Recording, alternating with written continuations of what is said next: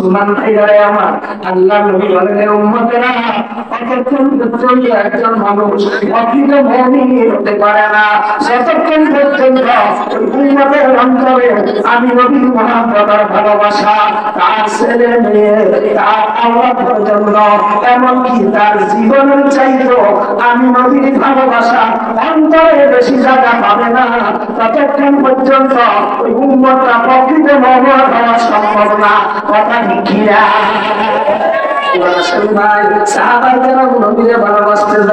জীবন দিছে, রক্ত দিছে, আগুনও ঘুরছে, কাঁটায়ও ঘুরছে। কথা ঠিক কিনা? ভালোবাসার ঘটনা বলছি। গালেবান আবু বকর সিদ্দিক রাদিয়াল্লাহু তাআলা আনহুর জামানায় করতেন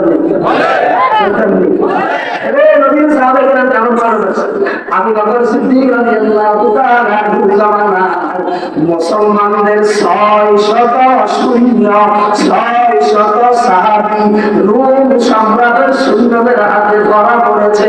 পয়সা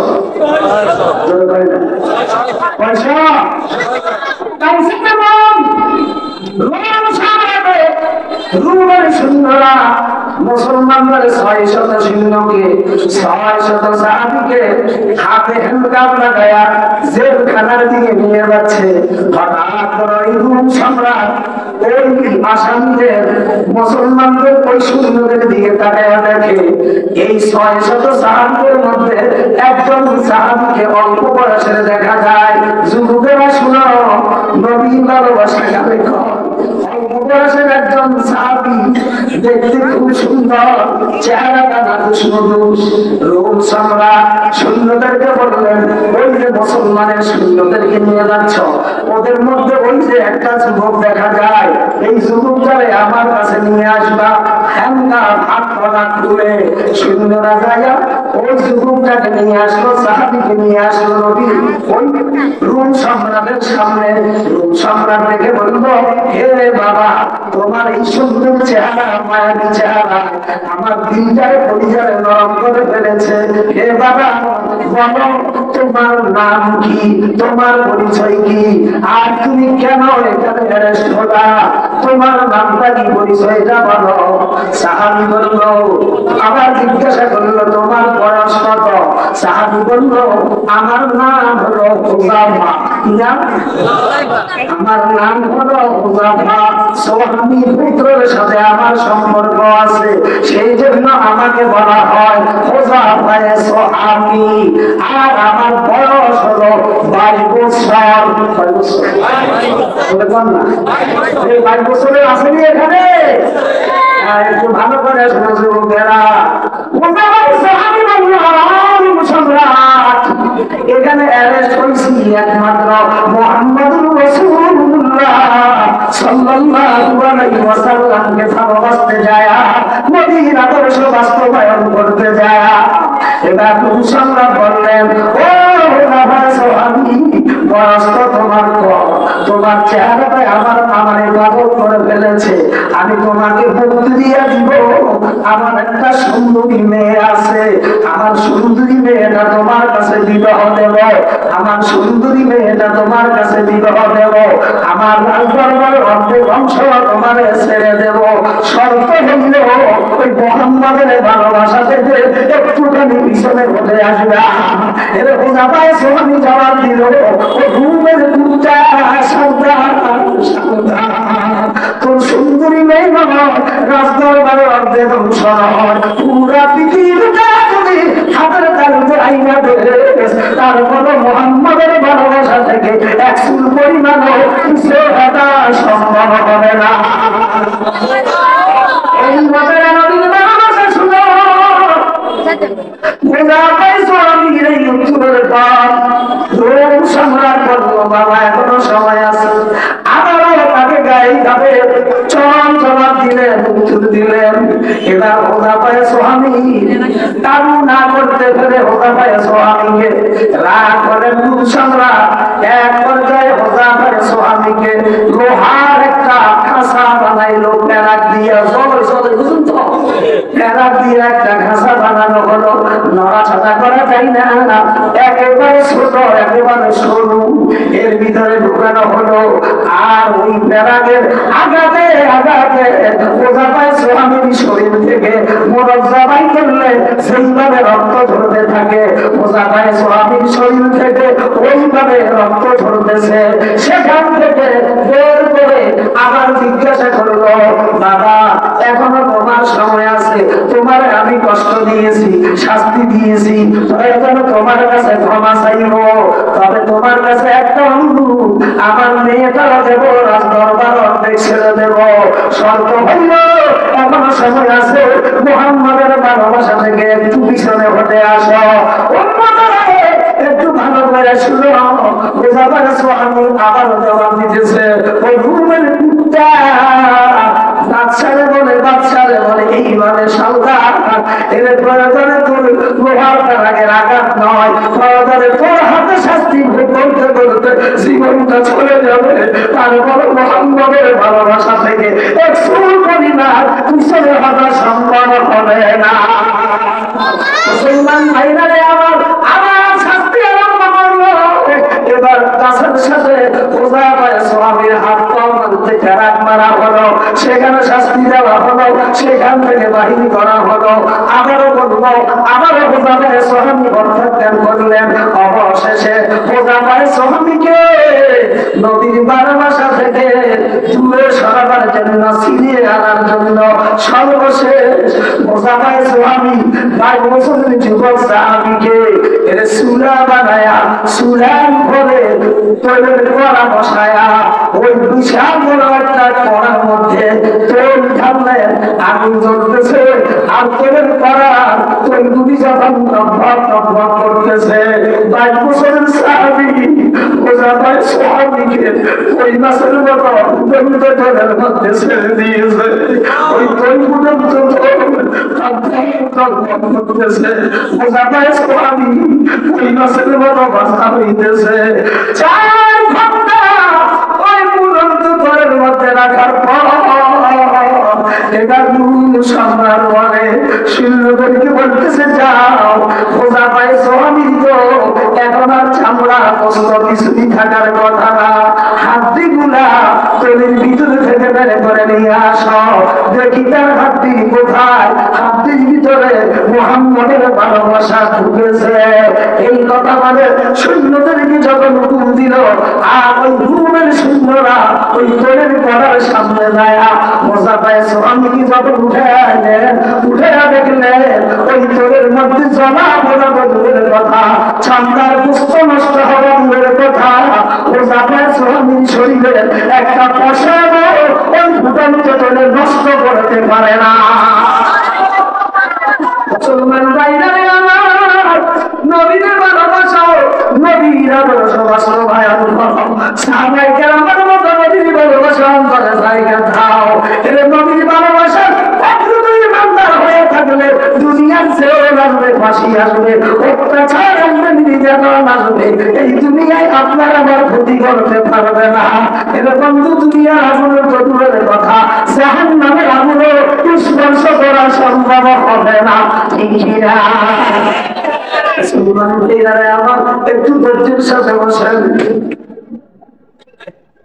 হযরত আবু বকর, হযরত ওমর বাজারে গেলেন, বাজারে যাইয়া বিরাট একটা মাছ নিয়ে আসলেন। মাছটা পায়া খুশি হলেন, রাহমাতুল্লিল আলামিনকে দাওয়াত দিলেন, খানার দাওয়াত। বাড়িতে যাইয়া বললেন, বিবি রে, এত সুন্দর গোড়া পাখানা না পাকাইলা, আল্লাহর হাবিব রাহমাতুল আলামিন সাল্লাল্লাহু আলাইহি ওয়াসাল্লামকে দাওয়াত দিছি, আজকে আমাদের বাড়িতে আল্লাহর নবী খানা খাইবে। এবার বিবিশা সুন্দর করে মাছটা কাইটা টুকরা টুকরা করে পরিষ্কার করে ধুইয়া চুলার উপরে পাতিলের মধ্যে দিলেন।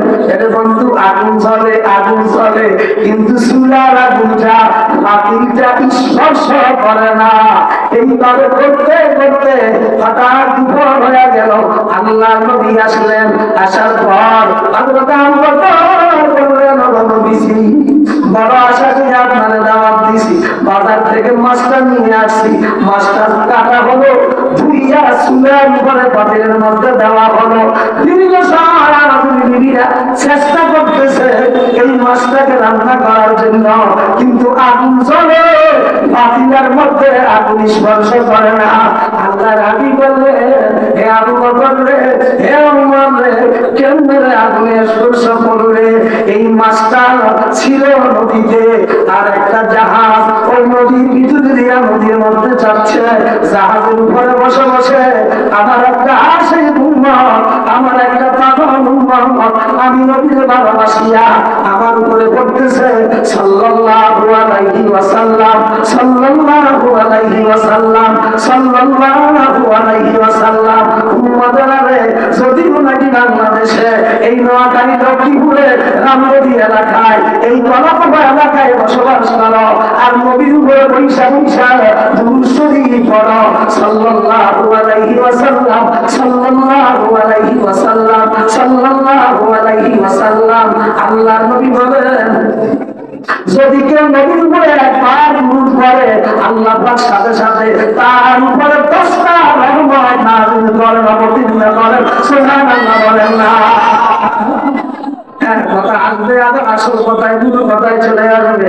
এবার নবীজি বললেন, হে আমার আবু বকর রে, হে ওমর রে, ওই জাহাজের উপরে আমার আছে উম্মতরা, আমি নবীর মুহাব্বতে বসে বসে আমি নবীর মুহাব্বতে দুরূদ শরীফ পড়তো সাল্লাল্লাহু আলাইহি ওয়াসাল্লাম। নবী কোথায়? আর জাহাজের উপরে উম্মত নবীর মুহাব্বতে দুরূদ শরীফ পড়ে, নবীর কাছে যায় কিনা, যায় কিনা? উম্মতেরা রে, যদি ওরা নদী এলাকায় নবীর উম্মত হয়ে বসে আছো, নবীর ভালোবাসায় নবীর উপরে দুরূদ পড়ো, আল্লাহর কসম খাইয়া বলছি, যদিও বাংলাদেশে, যদিও নদীতে, আর তোমার যোগাযোগটা হয়ে যাবে মদিনায় রওনার সাথে, ঠিক কিনা? এখন আল্লাহ নবী বলেন, ও আবু বকর বলে, আমার একটা আসে ওই জাহাজে পয়সা পয়সা আমার উপরে দুরূদ শরীফ পড়েছে। এই মাসটা আমি নবীর মুহাব্বতে এই টান দিয়া আমি নবীর উপরে দুরূদটা পড়ছে, আর মাসটা মুহাব্বতে আমার দুরূদটা শুনেছে। যেই মাসের গানে আমি নবীর মুহাব্বত আর ভালোবাসার দুরূদের আওয়াজ পৌঁছেছে, দুনিয়ার আগুন তো দূরের কথা, জাহান্নামের আগুনও স্পর্শ করতে পারবে না, ঠিক কিনা? আমার মাসাল্লাল্লাহ আকাশের দুজন শাওয়াত আজওয়ায় হারাম, আকাশের দুজন শাওয়াত আজওয়ায় হারাম। নবীর ভালোবাসা, নবীর দুরূদ পড়ো বেশি বেশি পরিমাণে, নবীর ভালোবাসায় প্রমাণ লয়া আল্লাহর ভালোবাসা যদি লাভ করা যায়, আল্লাহর কসম জাহান্নামের আগুন হারাম হইয়া যাবে, ঠিক কিনা? নবীর ভালোবাসা, আল্লাহর ভালোবাসা পাইতে হবে, নবীর ভালোবাসতে হবে, নবীর ভালোবাসি আল্লাহর পাইতে হবে। নবীর ভালোবাসার মাপটা কি আছে না নাই? আরো জোরে বলেন, আসেনি আসেনি? মন তুলে বলতে পারতেছি না। নবী খানা খাইতেন ডান হাত দিয়া বাম হাত দিয়া, ডান হাতে খাওয়া তার আদর্শ, বলে না ডান হাতটা কার কার আসতে, কার কার আসতে, ডান হাত দিয়া খাওয়া তার আদর্শ নবী, আর বাম হাত দিয়া খাওয়া তার আদর্শ।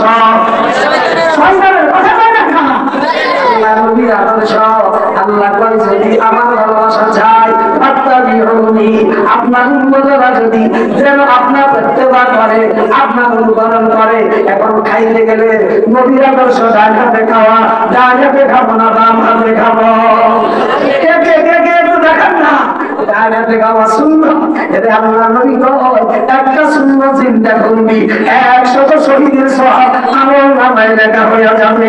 বিশ্বাস আছে কিনা? আজ থেকে সাত ওখানে বসি, ডান হাতে সিগারেট, বাম হাতে সারকাম, আর নেব না, রাতি আছেন কিনা? আমাদের দেশে কিছু নেতা মন্ত্রী আছে, এরা যখন কোনো দলের নেতা নেতা হইয়া যায়, নেতা হইয়া যায়, দেখতে বাজারে উঠলে এই লোকটা চা দোকানে চা খায়, মুস্তানি ভাঙলে এই ছাল কাপটা দেখাতে থাকে, আর বাবা সিগারেট টানে। চা দিয়ে সিগারেটের ধোঁয়া দিয়ে খাইতে কি যে মজা লাগে। আনন্দ আছে, ধোঁয়া টানে না, রসুলের আদর্শ নাই।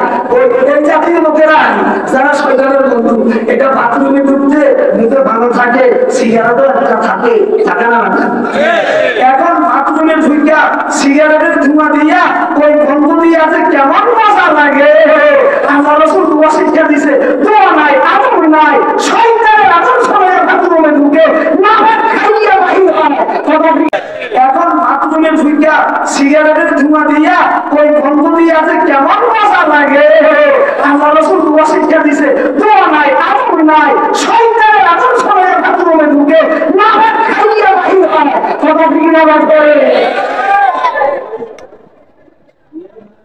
অসুবিধা হবে না তাহলে সব কোন ঠিক আছে আচ্ছা নবীর সালাম দিতেন কথা কয় না আমি যদি মন খুলে বিস্তারিত বলবো সময় নেই আমি তাকে দেখছি আর হুজুরকে আনা বলে দেখতেছি নবীর সালাম দিত সালাম দেওয়া কি সুন্নত না নবীর এখন হুজুরকে সালাম দিলে মহব্বত বাড়ে না নবী বলছেন বাড়িতে যাইয়া বিবিকে সালাম দিবি স্বামী আর স্ত্রী ঝগড়া হয়েছে অসুখ স্বামী আর স্ত্রী ঝগড়া হয়েছে অসুখ অসুখ হইল বাড়িতে যাইয়া সালাম দিবে বিবি সাহেবের গুসা শেষ হয়ে যাবে হঠাৎ করে হাসি ফুটবে মহব্বত বাড়বে আর বিদ্বেষ দূর হবে হিংসা দূর হবে মনের আঘাত দূর হবে বাধা সৃষ্টি হবে কথা ঠিক না রাখবে সালাম দেওয়া সুন্নত সালাম দেওয়া নবীর আদর্শ কথা পাই না হযরত আলী ওটাও দেখি ওটাও দেখি সিদ্দিক আকবর রাদিয়াল্লাহু তাআলা কত বড় সাহাবী যার নেকের তুলনা পৃথিবীতে কোনো কিছুর সাথে গণনায় হবে প্রতিদিন আবু বকর হযরত আলী রাদিয়াল্লাহু আনহু দুইজন দুই দিক থেকে আসতে দেখলে সালাম দিতেন সবার আগে আগে একদিন আসতেছে আবু বকর আসে হযরত আলীও আসে আজকে আর আবু বকর সিদ্দিক রাদিয়াল্লাহু তাআলা হযরত আলী আবু বকরকে সালাম দিতেছেন আবু বকর সিদ্দিক রাদিয়াল্লাহু তাআলা চিন্তা করতেছে মনে হয় আমি আলীর মনে কোনো কষ্ট দিছি সম্ভবত সেজন্য আলী আজকে আমার উপরে দেখি আজকে আমি আগে সালাম দিয়ে দেবো হযরত আলী আসতেছে আবু বকর সিদ্দিক রাদিয়াল্লাহু তাআলা আগে সালাম দিয়ে দিলেন এবার নবী দরবারে গেলেন আবু বকর সিদ্দিক রাদিয়াল্লাহু তাআলা বললেন নবী গো আমি মনে হয় আলীর মনে কষ্ট দিছি আলী তো প্রতিদিন আগে আমার সালাম দিত আজকে সে আমার উপরে গুসা মনে হয় আমি আজকে তার সালাম দিয়ে দিলাম আগে বলেন একটু জিজ্ঞাসা করেন কি ব্যাপার আপনি কি কষ্ট দিলেন হযরত আলীকে জিজ্ঞাসা করতে দেখলেন নবীজি কি আলী আমার আবু বকর কি তোমার মনে কি কষ্ট দিছে নবী গো আবু বকর আমার মনে কষ্ট দেই নাই গত রাতে এশার নামাজ পড়ে যখন ঘুমাইলাম ঘুমের মধ্যে দেখি আমি স্বপ্নের মধ্যে দেখি জান্নাতের ভিতরে একটা স্বর্ণের সিংহাসন আছে চেয়ার চেয়ার চেয়ার স্বর্ণের চেয়ারের মধ্যে লেখা আছে পৃথিবীতে যাই ব্যক্তি আগে আগে সালাম দিবে সেই লোকটা এই সিংহাসনে আসন গ্রহণ করবে নবী গো ওই চেয়ারের দিকে তাকায়া দেখলাম সিংহাসনের দিকে তাকায়া দেখলাম আসনের মাঝে আমি ভাবি যদি এই চেয়ারে বসি এই সিংহাসনে বসি মানাইবে না প্রযোজ্য হবে না আবু বকর যদি এই সিংহাসনে বসে তাহলে মানাবে আমি সেই জন্য আগে সালাম না দিয়া আবু বকরকে আগে সালাম দেওয়ার সুযোগ করে দিলাম যাতে করে হাসনের মাঠে হযরত আবু বকর সিদ্দিক রাদিয়াল্লাহু তাআলা এই সিংহাসনে বসে আসন গ্রহণ করতে পারে সুবহানাল্লাহ আজ থেকে শত্রু হোক মিত্র হোক ভাই হোক অন্য হোক নবীর সুন্নত হিসাবে দেখা হইলে আগে আগে সালাম দেওয়ার চেষ্টা করবো রাজি আছি কিনা এবার আমার জিজ্ঞাসা তুমি করা নবীর সুন্নত কি দাঁড়িয়ে রাখা নবীর আদর্শ না নবীর আদর্শ আদর্শ দাঁড়িয়ে রাখা নবীর ভালোবাসা ঠিক না দাঁড়িয়ে রাখা ওয়াজিব নাকি নাকি কি কি মুসলিম বাইরে দাঁড়িয়ে রাখা ওয়াজিব এখন আমরা নবীরও ভালোবাসি হিংসে বহল ওই না কথা কই না আরে কথা না এবার আমার জিজ্ঞাসা যারা এখানে প্রতিদিন এইভাবে থোতায় পেরেক লাগায়া দাড়ি চাষেন আবার নবীর আশেক বলে দাবি করেন নবীর উম্মত বলে দাবি করেন নবী বলে যতবার এই পেরেকটা আমার তো থোতায় লাগা কতবার আমি নবীর কলিজায় আঘাত হন নবীর উম্মত হইয়া থাকলে নবীর উম্মত কখনো নবীর কলিজায় আঘাত দিতে পারে না কথা ঠিক কিনা উম্মত মানে নবীর মতে একমত দাড়ি ছাড়া আল্লাহ কোন নবী রাসূল দুনিয়ায় পাঠায় নাই। কথা কি ঠিক নেই? আল্লাহ নবী জান্নাতে যাওয়ার আগে অন্য কোন নবীরা জান্নাতে যাইতে পারবে না। আর আমরা নবীর আখিরি জামানার শ্রেষ্ঠ নবীর উম্মত। এই নবীর উম্মত জান্নাতে যাওয়ার আগে অন্য কোন নবীর উম্মত জান্নাতে যাওয়ার পারমিশন পাবে না। আমার জিজ্ঞাসা, আসলে মাঠে নবীর সাথে একসাথে জান্নাতে যাব, নবীর ভালোবাসার পাত্র হইয়া, নবীর সঠিক খাঁটি উম্মত হইয়া, এই নিয়তে আজ থেকে আর কোথায় বেলেট লাগাবো না। নবীর মুহাব্বতে আজ থেকে নবীর সুন্নাত দাবি ঠিক মতো রাখবো। রাজি আছেন কিনা?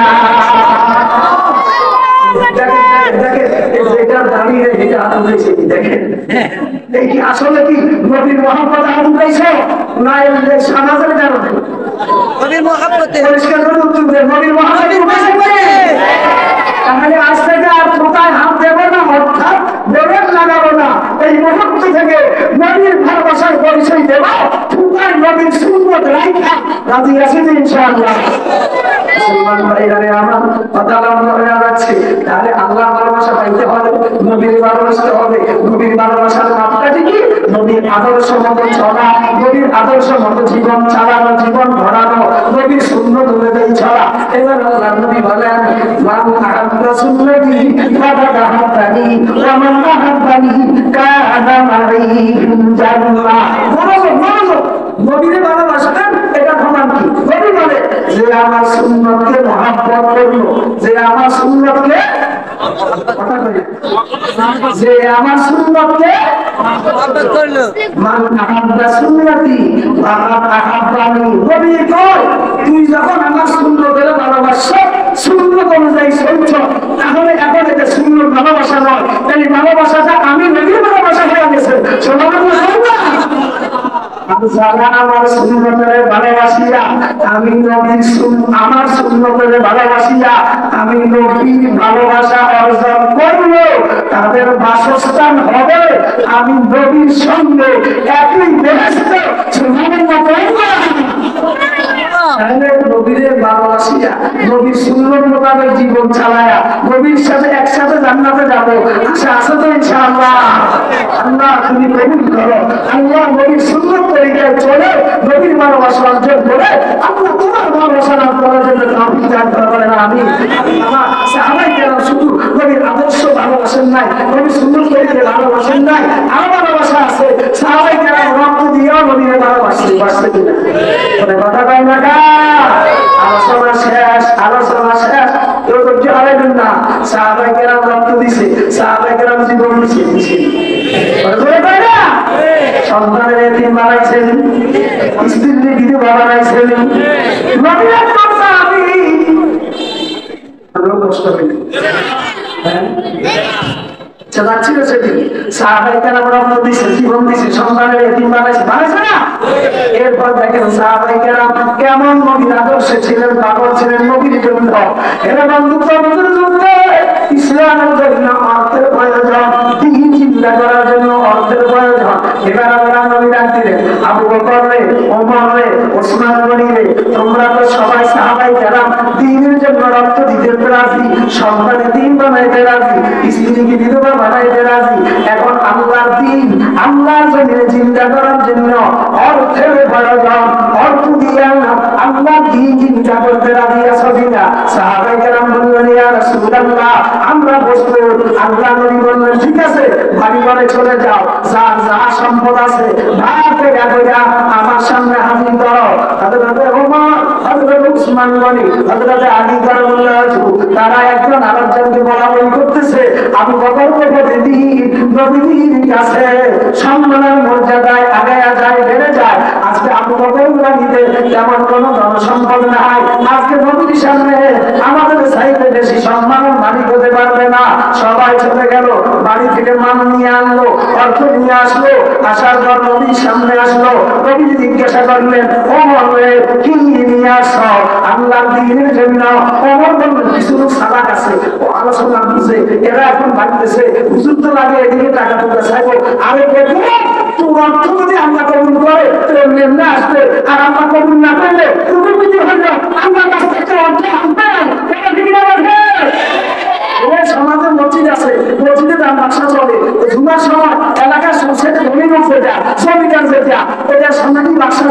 এখন পুরা টাকা এখন একটা দুটিয়া দিব দুটিয়া আদাইতে বুঝাইতে মাসা চলে গেছে এটা 2 টাকা আমরা গ্রহণ করে নাই সামনে গেছে রিক্সা আমার সাক্ষাৎ করা সদর পয়সা ছিল 50 টাকা না পাই করে দিল আমরা তো মহিলার টাকা আমি পছন্দ করি নাই রিক্সা টাকা আমার ভালো গেছে আমার রাস্তায় 5 টাকা আসবে ওরা ঠিক না রাখে আমার আপন চেষ্টা করছে পুরো টাকা চাইবে মনে করতে হবে তুমি কথা বলা তুমি বলা আর কি করো কেন তোমার হচ্ছে আল্লাহর দিনের জন্য আমরা কবুল করবো না এই অবস্থা কারণে হতে হবে ওরা ঠিক না রাখে আমি উঠবেন না আপনার থেকে একটু পয়সা চাইবেন না আপনার পয়সা আল্লাহ পছন্দ করলে আসবে আর আল্লাহ পছন্দ না করলে তুমি কথা বলা তোমার অর্থের দাম নাই তোমার দাম নাই আপনি বলেছেন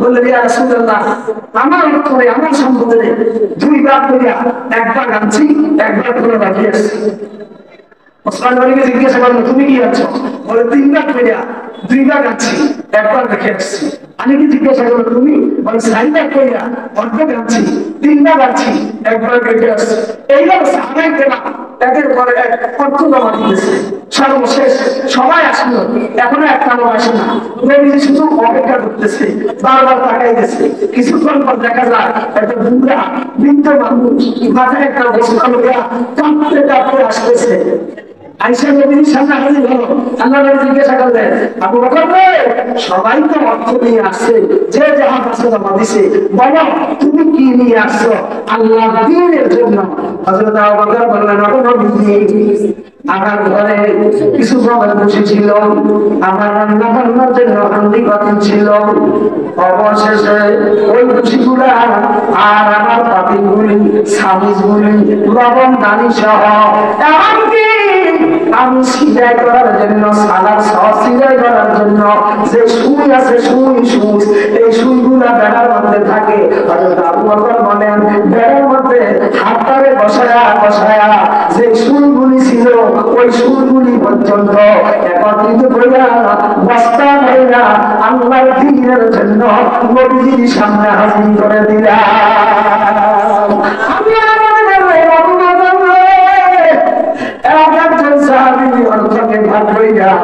কেউ জন্য অর্ধেক রেখে আসলো কেউ তীরের এক অংশ রেখে আসলো কেউ সাড়ের এক অংশ রেখে আসলো আমি তাহলে বলো একটা সুই পর্যন্ত তুমি নিয়ে এসেছ বলো তোমার ঘরে কারে রাইখে আসছো কি রাইখে আসছো আমি যেখানে আল্লাহর দ্বীন চিন্তা করার কথা এসেছে আল্লাহ দ্বীনের চাইতে আবু বকরের ঘর আর বাড়ি দামি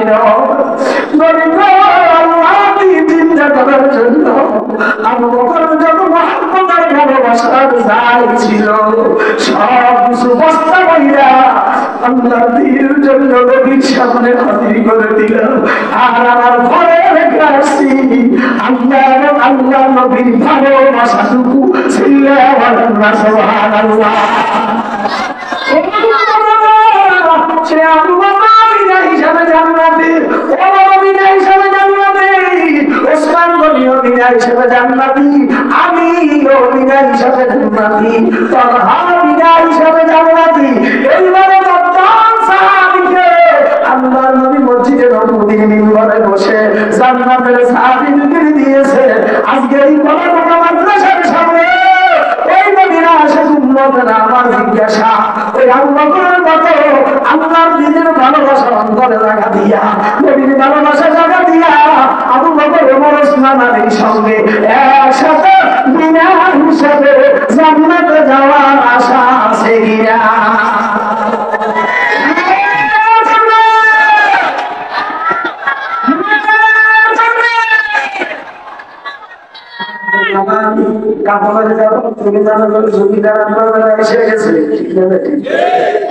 মসজিদের পালকিও আপনারে আমাদের ডাকতেছে দেখেন বাসপুরার বাসটাও ওই কবরের ঘরের ছাউনি হওয়ার জন্য অপেক্ষা করতেছে করেনি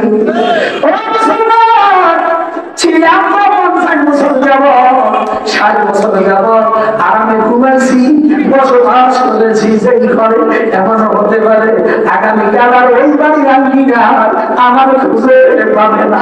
যেই ঘরে বসবাস করেছি 50, 60, 70, 80 বছর, ওই ঘরে আর জীবনে আমার কখনো খুঁজে পাওয়া যাবে না। এরা বন্ধুরা, বাড়ির মহাব্বত, ঘরের মহাব্বত, জায়গা জমির মহাব্বত, ভুলে গেছি, অবশেষে খালি হাত ফিরিয়া খবরে যাচ্ছি।